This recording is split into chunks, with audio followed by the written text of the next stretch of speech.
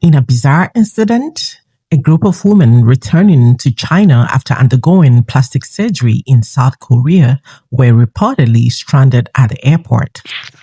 Their passports were no longer matching their faces due to the post-surgery swelling and changes in their faces.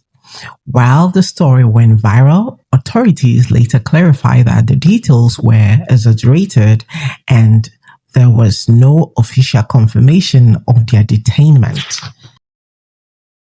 And what will make a 65-year-old woman get on a plane, fly thousands of miles, and go under the knife just to look 25 years again? And what about a woman in her 80s or even in her 90s? Is this confidence? Is this empowerment? Or is this fear?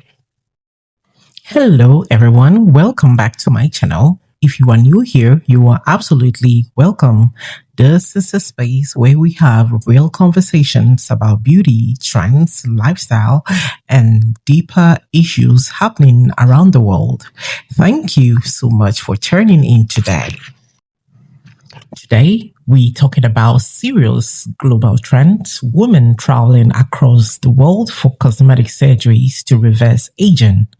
And this isn't just about beauty. This is about identity, society pressure, psychology, and the value we place on youth. This is a deeper conversation, so stay tuned. In the last decades, cosmetic medical tourism has exploded. Women are flying to countries like Colombia, Mexico, China, Indonesia, UAE, Thailand, especially Bangkok. Why? Because the surgeries are often cheaper, surgeons are highly specialized, clinics advertise dramatic transformations, recovery packages include luxury stays. Some clinics even offer vacation facelift packages. But here's what's interesting. This trend isn't for women in their 30s or 40s. Women in their 50s, 60s, 70s, even 90s and beyond are joining the movement. And that's where the big question begins. What procedures are they getting? The most common procedures include facelift. This includes tightened sagging skin, lifting cheeks and jawline, and reducing deep wrinkles. The neck lift, which includes removing loose neck skin, improving neck contour, reduces turkey neck appearance. Not leaving the eyelid surgery out, this includes removing the excess upper eyelid skin, reducing the under eye bags. This makes you look more open and youthful. Hi, my name is Jodie Climo. I come from New Zealand for my surgery. I had a mid-face and neck lift with Dr. NJ. I'm hoping everything goes back nicely into place because I'm really puffy at the moment. But yeah, just to have an actual neck jawline and contour just makes me so happy. I could cry. But yeah, really happy. The massive team at the hospital, incredible. Just fully looked after the whole time. Nurses are amazing, really attentive. Feel my ear. So in New Zealand it was about 30 to 40,000 New Zealand dollars. So I looked at Destination Beauty and their quote came in at about 9,500 New Zealand dollars. The hospital here and the staff compared to New Zealand, I have to say I'm embarrassed. I'm embarrassed that our hospital system and healthcare system is nothing like here. So yeah, fully looked after. Incision here is really tidy. It's still quite numb and that will go down 3 to 6 months. So and obviously there's quite a lot of swelling still. I didn't do the operation to make myself look younger, although I think I do from what I was before, but yeah, it's a win-win. Experts are saying healing can take 3 to 6 months for full recovery. Swelling, bruising, tightness, these are all part of the processes. But Here is the truth. These procedures improve appearance. They do not reverse biological aging. Your bones, muscles, hormones, energy levels, they continue aging naturally. So, is it really age reversal or just surface enhancement?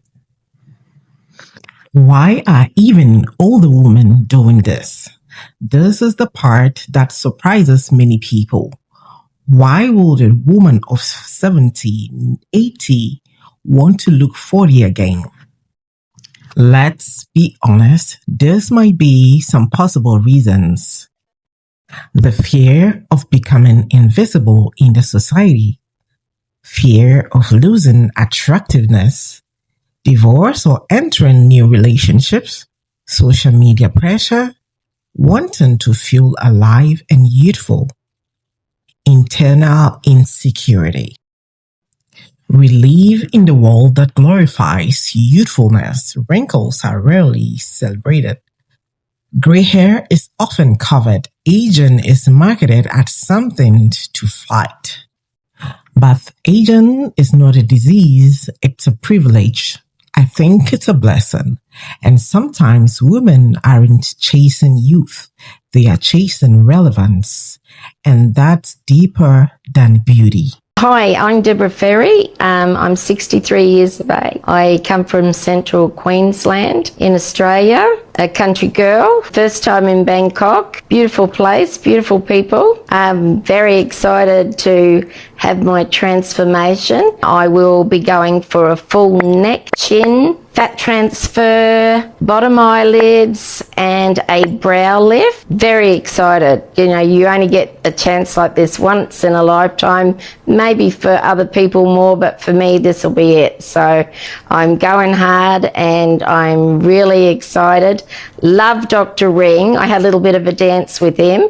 When I first saw him, he was lovely. So I am feeling really positive and having a great doctor to help me. The psychology behind it?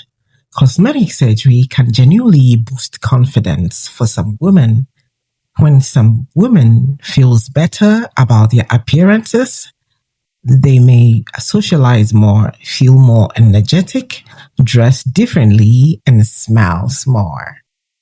But there is another side. For some people, cosmetic procedures can become addictive. Once you fix one thing, you see something else, then another, then another. This is where body image dissatisfaction can grow. And sometimes the issue was never the wrinkles. It was how society made them feel about those wrinkles. But is this permanent? Let's talk facts.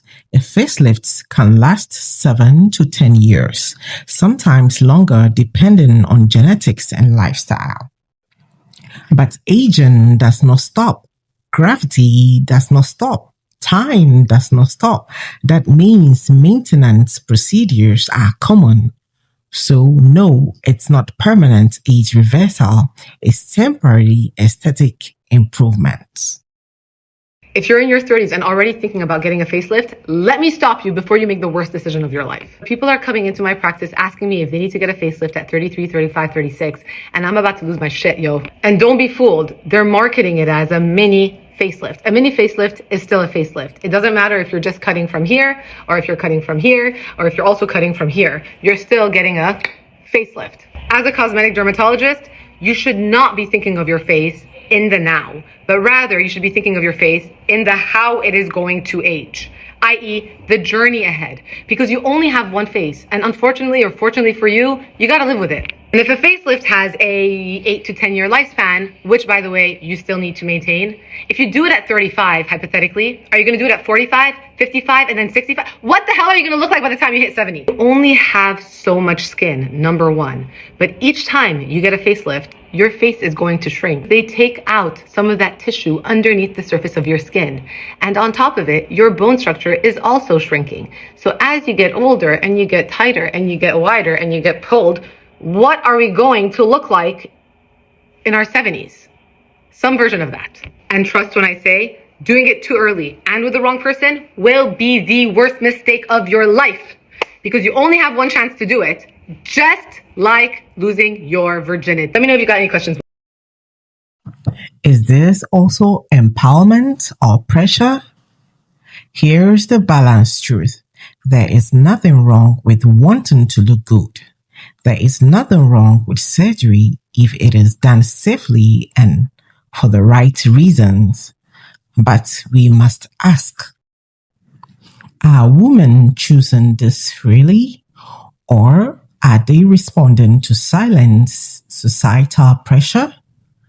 When older women feel they must look younger to feel valuable, that says something about our culture, because aging should represent wisdom, strength, survival, and experience, not something to hide. Hi, I'm Janet. I am almost 66 from Queensland in Australia. My surgery for lower eyes, neck lift, full facelift and fat transfer. So I had my stitches out 2 days ago. There's a huge difference from when I came back from the hospital to here. I'm so happy with the result. Once the swelling goes down, I feel like myself once again. So grateful, and I'm very happy with what I've had done here in Thailand.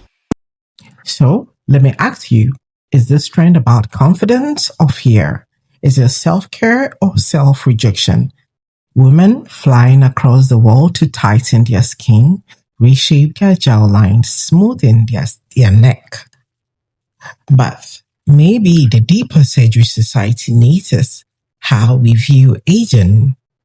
Looking young is beautiful, but aging gracefully is powerful and true beauty. If this video made you think, if this opened your eyes, if this challenged your perspective, like this video, share it, subscribe for more and honest conversations like this.